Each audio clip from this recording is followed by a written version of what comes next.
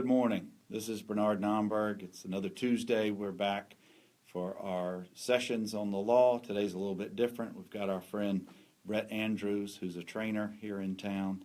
And today we're going to talk about ergonomics, exercise, and lifestyle choices in the workplace. And we appreciate you guys stopping by for a few minutes, watching us live, or if you catch us later, either on our Facebook page or the website, NOMBERGLAW.com.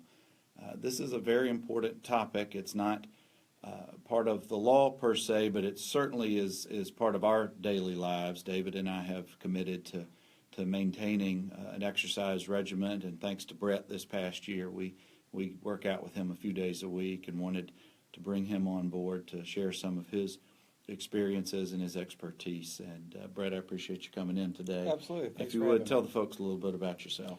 Well, my name is Brett Andrews. I am a personal trainer here in town, and I actually got into this line of work. I've not always been an athlete or even exactly fit.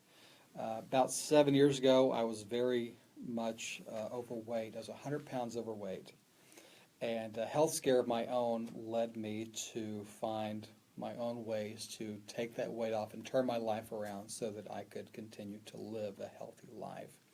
And so I took a lot of that and I applied it into my personal training practice with Bernard here and my other clients.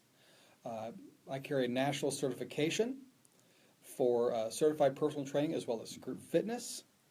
My specialties include weight loss training for people over 40, strength training, building muscle, and also rehabbing minor muscle injuries such as shoulder injuries or lower back pain. Brett, David and I, as lawyers, we spend a lot of our days sitting at a desk or sitting in a car, sitting at meetings, etc. And it's a very stationary lifestyle, 10, 12 hours a day, whatever it may be. And I know that it's very important for folks in our line of work that we need to be exercising, we need to be active. That's what led us to get over to working out with you about a year ago, and we try to work out with you a few days a week. Some days are better than others. Right. But what I'd like to discuss, or I want you to share with us, is some of those things that you've seen that folks who are in the stationary lifestyle, if you will, what do they need to be doing that, let's start with maybe at their desk or even in their office that they can be doing, and the importance of doing such. Well, one thing we run into a lot is when you're working at a desk job, there's a lot of repetitive motion. And what I mean by repetitive motions is that, just like Bernard said, sitting at your desk, usually typing on a computer, making phone calls, doing the same motions over and over throughout the day with very little change up in your behavior. So one of the things I tell people to help with those repetitive motions is taking normal, regular breaks from your activity at your desk. It could be as little as 3 to 5 minutes per hour. So what you want to do is you want to get up, walk around your office if you can. As far as taking care of your hands, carpal tunnel becomes very prevalent the older we get and the more time we spend working at a computer because we're hunched over like this. We've got our fingers working the same way all the time. So what I used recently to help a client of mine overcome her issues with tendinitis is I learned that you can take a small weight, 3-5 pounds, even just as light as your water bottle at your desk if you have it. And what you want to do is you want to hold it sideways in your hand and then just rotate it with your wrist about 10 times per arm. We'll say 2 rounds of that about once every couple of hours. And what that's going to do is that's going to help remind your tendons within your arm to loosen back up, that they don't have to stay tensed up all the time. And that's going to help you offset those carpal tunnel issues within your wrists. The other thing you want to keep in mind is low back pain becomes a major issue. Low back pain actually affects about 70 to 80% of Americans in their adult years. And what that comes from is also, again, poor posture, a lot of sitting at your desk all day. So a couple of things you want to keep in mind for posture is when you're sitting at your desk, you want to sit up from your chair like so. We don't want to lean back all the time because that puts our spine in an unnatural position. Our bodies are meant to be upright and standing. So you want to keep your body upright. Also, whenever you're working at your desk, you want to keep your shoulders pulled back. This is going to keep your elbows closer to your body. That's going to help you maintain proper balance. Whatever we reach out too far for too long, it starts to put additional strain right here on these delicate, small tendons. What do you think about ergonomic chairs or stand-up desks in the workplace?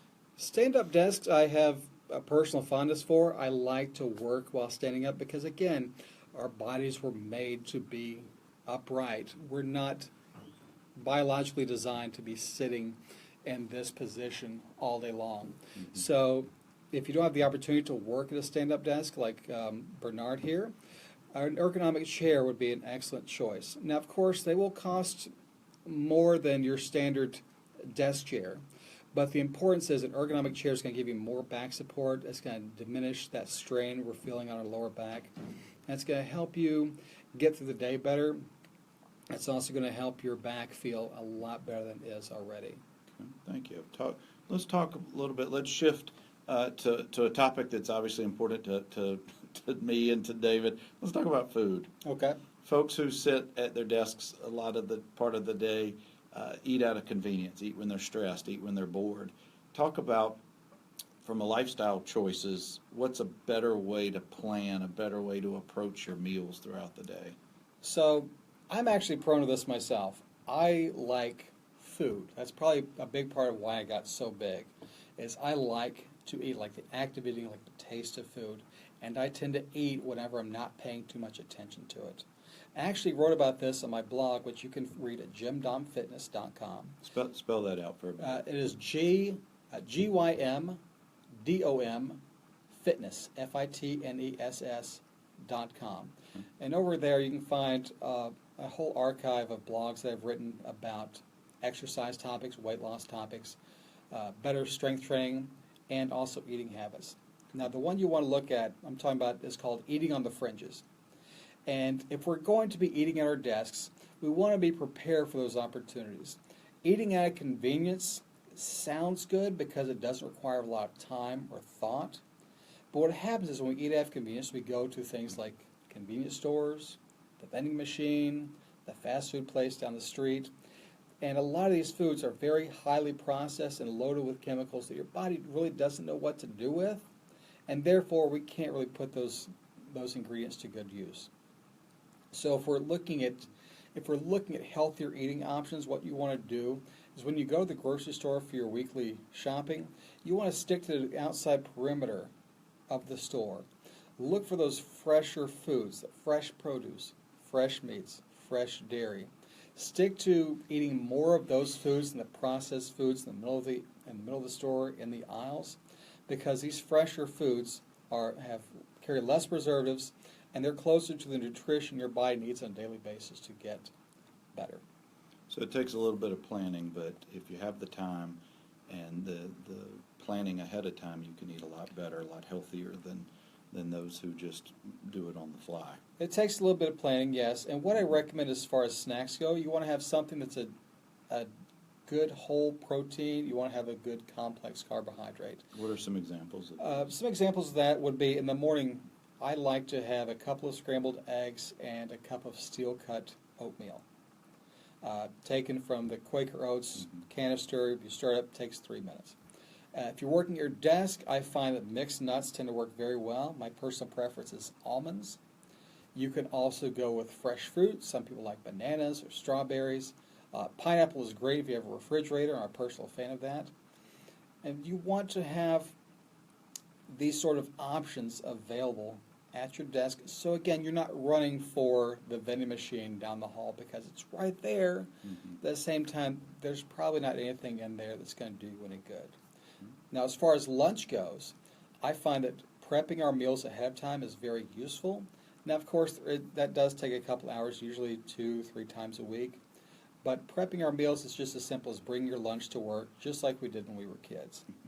And it can be as simple as, say, a grilled chicken breast, a cup of rice, and some kind of green vegetable like broccoli. And if you can't bring that from home, maybe those are some options at local restaurants that you should steer toward. That's exactly right. Local restaurants tend to have healthier food options. As we become more health conscious as a country, a lot of local restaurants are having healthier, more calorically friendly options at their locations. So be sure to check those out And above all, simply consider what you're eating before you start eating it. And I find a lot of times that simple act of thinking ahead of time is going to put you in a lot better position for your daily health. Okay, those are good pieces of advice. Thank you, Brad. Let's talk about our last topic. Folks who maybe not have been active in the last few years want to get back into shape, and maybe they're very deconditioned, but they're a little scared about getting back into the gymnasium or doing things. Talk to us for a few minutes about how to transition back into the exercise regimen and to a routine, if you could. So getting back into an exercise routine is actually not as difficult as it sounds. In fact, there's also an article on my website at GymDom Fitness called Getting Back in the Workout Saddle. And the important thing you want to remember when getting back into a lifestyle of working out and daily exercise is you want to take it small steps of progress. If you've been out of the gym for 3 months or 5 years, you don't have to go in there and lift 50 pounds in the bicep curls. You don't have to go in and do back squats and all these fancy lifts you see other people doing in there. It can be just as simple as going in, spending 10 minutes on the treadmill, doing a couple sets of 12 to 15 reps with some of the machines you see in there. Chest press is great. Tricep extensions are great. Leg presses are fabulous because our legs are actually much stronger than we think. And so doing a couple of rounds of those, commit to spending about 30 minutes in the gym 2 days a week if you're just starting to get back into working out again. And that's going to start to build your body back to a working out mode. It's going to get your body used to being more aggressive in the way it moves. And also it's going to give you the opportunities to progress to more active things along the way. So be sure to mix it up as you go along. So ramping up is as opposed to just going full out to start with would be a much better approach. Of course. I find that whenever we try to go full out in any kind of lifestyle change, whether it's changing up everything we eat or hitting the gym 5 days a week and we haven't worked out in 6 years, our bodies cannot hold up to that kind of intensity. So go easy on yourself. Make a plan. I wrote on my blog about taking baby steps. It's called Baby Stepping to Healthier Lifestyle. And what you want to do is just arrange for those small steps of progress. Plan it out ahead of time, 2 days a week, 3 days a week. Focus on mastering those small steps of progress before you start to mix up and go into those heavier weights or those more aggressive routines. And that's the approach that you've taken with David and me this past year. We've ramped up, and we certainly have seen the benefit, and we appreciate all that you've done for us. We appreciate you stopping by this morning and sharing some of your wisdom. How can folks find you should they want to further the questions or find more information about you or even maybe hire you for your services as a trainer? So the easiest place to find me, again, would be my website at GymDom Fitness, GYMDOM Fitness.com. You can read my blog archives, read up about different health and lifestyle tips. You can also contact me on my Contact Me page at that website or reach me on my direct line at 205-915-3224. Thank you, Brett. We appreciate your time this morning. Happy to be here. That'll conclude today's Tuesday law tips, if you will, but we'll be back again next Tuesday with another area of the law to discuss.